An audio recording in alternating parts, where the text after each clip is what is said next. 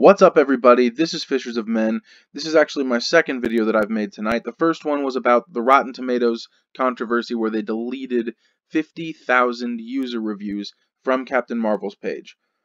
This is another video about that same thing. The first one was about an article saying that the reason that this happened was because they were troll accounts, they were bots, they shouldn't have been there, they shouldn't have been 50,000 reviews in the first place, and so Rotten Tomatoes just deleted them all.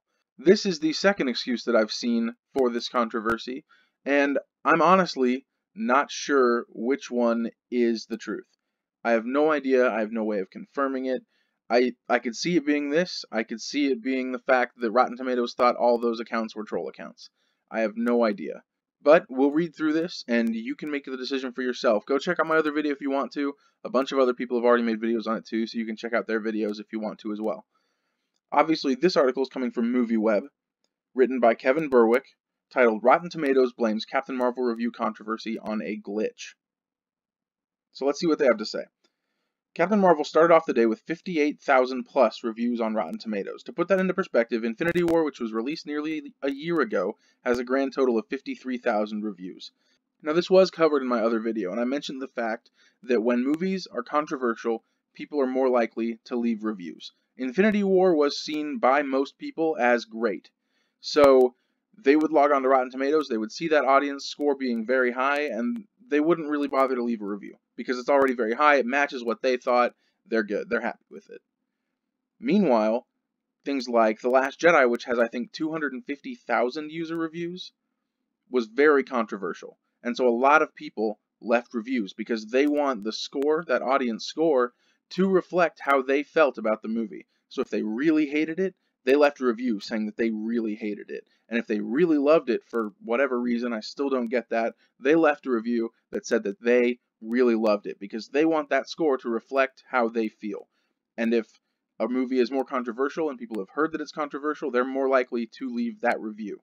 So it would make sense that Captain Marvel, a movie that even before it released had already garnered a lot of controversy, would have a lot of reviews. That makes sense to me, that tracks with me, and I can understand what they're saying, but I can see lots and lots of reviews being left for a movie like Captain Marvel. That doesn't blow my mind. But let's keep going. Even before the Carol Danvers standalone movie hit theaters, negative comments were popping up in the want to see section of the site, referred to as review bombing, which led to Rotten Tomatoes removing the early ratings feature. In doing so, they purged all that early trash talk. However, even after purging many of the negative user reviews that showed up this morning, the dismal 34% liked it audience score remains, and can still be seen, which Rotten Tomatoes now blames on a glitch. Okay, so that sentence right there makes me think that the 34% is a glitch. Not the fact that they removed all those user reviews, but the fact that the 34% is still there is a glitch. Which, that just sounds... If the removing of the 50,000 reviews wasn't covering for Marvel, blaming the fact that it's so low on a glitch sure sounds like it is. Does that not sound like covering for Marvel?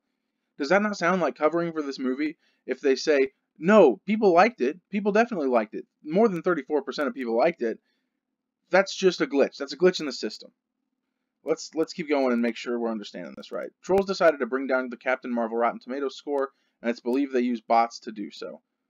After seeing tens of thousands of reviews pop up in a matter of hours, the site decided to delete thousands of them, which was in addition to the early review comments that had already been scrubbed. This comes after the site made changes last week to stop trolls from review bombing. Rotten Tomatoes released a statement about this new glitch discovered this morning just hours after Captain Marvel was released in theaters for preview night, which you can read below. We have identified a bug in the post-release functionality for the movies that have released into theaters since our product update last week. The quantity of user ratings, which is displayed directly below the audience score and is intended to only include the quantity of users who have left a rating or written review after a movie's release, had included both pre-release and post-release fan voting. Okay, so based on this statement, it seems like to me, and if you're understanding this differently than I am, let me know in the comments. If you're understanding it better, let me know in the comments, because I could be reading this totally wrong. But it seems like they had the 53,000 reviews, and that 53,000 number was including all the people that had messed with the want to see metric before they had taken that away. And so what they really did was take away those 50,000 reviews that shouldn't have been there, because they were actually this want to see number. So in essence, it didn't really change anything with the ratings. They just took away that number. So in essence, it didn't really have anything to do with the actual ratings. It just changed that number underneath the score, the number of people that have rated the film. And I guess that would kind of make sense with the fact that the popcorn percentage didn't really change that much after they did that. It was still in the 30s. Like I said, I could be understanding that totally wrong. Let me know if you're understanding this in a different way, because I really want to know and I really want to get this right. Let's keep moving. Even after recognizing the glitch, the Captain Marvel user score is still the same, which would make sense based on what I was saying about this statement. I don't know if maybe they're trying to say something different, or if they're understanding this differently than I am, and I think this all just goes back to the fact that Rotten Tomatoes has been absolutely terrible in explaining their reasoning for making all these changes. It's no wonder that people are getting angry and upset at Rotten Tomatoes for making these changes, because they have no idea why they're being made, and any kind of explanation has just been garbage. Like, this statement right here doesn't really make sense, and when it's contextualized within these articles that maybe don't understand them correctly, it's even harder, and the news gets muddier and muddier and muddier. And so now I'm trying to talk about it, and I don't even know what's going on because they don't know what's going on. What a mess. What a mess. Could be totally easily fixed by Rotten Tomatoes just coming out and saying in clear language what's going on.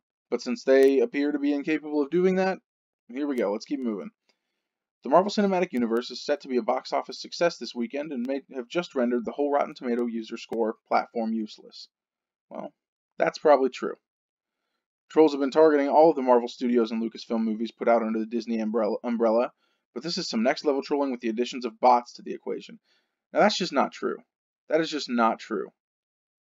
Trolls did not target The Force Awakens. The Force Awakens had a fairly high user score. They didn't target Rogue One. People only gave negative reviews to The Last Jedi because it was bad. Trolls didn't just come out giving negative reviews to The Last Jedi because they hadn't seen the movie and they wanted to leave a negative review for a Star Wars movie. The Last Jedi wasn't a good movie, so people left bad reviews. Now, there are some trolls, definitely, that happens. But it's not like it was just trolls leaving bad reviews for Solo and The Last Jedi and Black Panther. And I guess that's it, because all the other Marvel movies have been fairly popular and well received, especially Infinity War. So I don't get what they're saying there. That doesn't really make sense. Though Rotten Tomatoes didn't name Captain Marvel for the reasoning behind their changes last week, it was pretty obvious that it was the true reason. And I talked about this, a lot of people talked about this. They had said that it was not because of any specific movie, but it was aimed at noise reduction around certain movies. So it's obvious that they're changing things to help certain films. Additionally, trolls were already targeting Star Wars 9, and we haven't even seen 1 second of footage. The movie doesn't hit theaters until the end of the year. Rotten Tomatoes had this to say.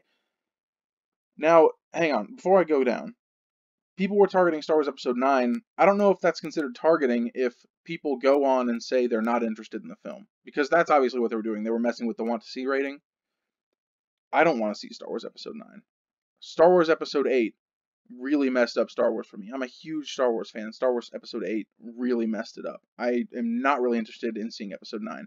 If I had thought about it at all and thought about going on to Rotten Tomatoes, I would have given it a I don't want to see, not interested. So they act like all of this is trolling.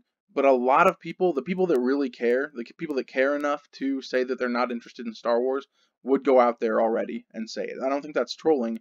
I think that's people just expressing their opinion. Rotten Tomatoes said, "We're disabling the comment function prior to the movie's release date. Unfortunately, we've seen an uptick in non-constructive input, sometimes bordering on trolling, which we believe is a disservice to our general readership. We've decided that turning off this feature, for now, is our best course of action. Don't worry though, fans will still get to have their say. Once a movie's released, audiences can leave a user rating and comments as they always have." The Captain Marvel user score on Rotten Tomatoes are completely useless as of this writing. That's still true. However, that is usually the case these days with just about anything. We'll have to see if there's another targeted attack on Carol Danvers' standalone movie in the coming days, but again, it doesn't even really matter. The trolls have succeeded in sandbagging Captain Marvel, and they will do so again for Avengers Endgame and Star Wars Episode 9. No, they won't. No, they absolutely will not. They will not do it for Avengers Endgame. There is no chance that they will do it for Avengers Endgame, because everyone was so excited for Infinity War, and everyone is still kind of pumped for Endgame. Like, Ant-Man and Captain Marvel were not the best movies to release in between Infinity War and Endgame, so I don't know why they did that, but people are still excited for Endgame.